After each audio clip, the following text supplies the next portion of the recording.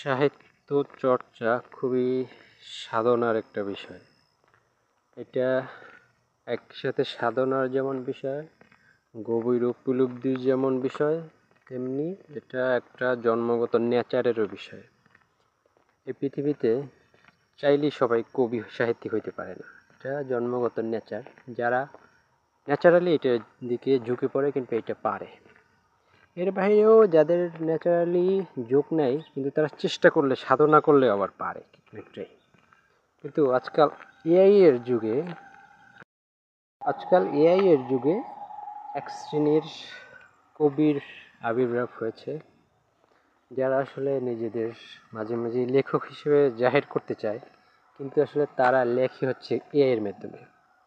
এআইকে কিংবা চ্যাট জিপিটিকে জিজ্ঞেস করে যে কিংবা বলে যে আমাকে একটা কবিতা লিখে দাও,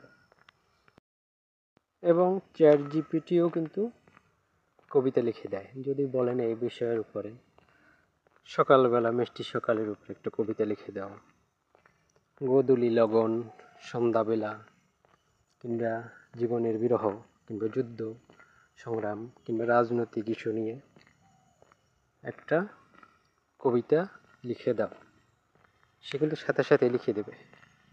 তার যে ছন্দ কিংবা তার যে লেখনীর গঠন, সেগুলো দেখেও আসলে যারা খুব দক্ষ এরা ছাড়া বোঝার উপায় নেই যে এটা আসলে এআই এর মাধ্যমে লেখা নাকি মানুষের মাধ্যমে লেখা। সুতরাং এই শ্রেণীর এক প্রকার কবি কিংবা লেখকের আবির্ভাব হয়েছে বর্তমানে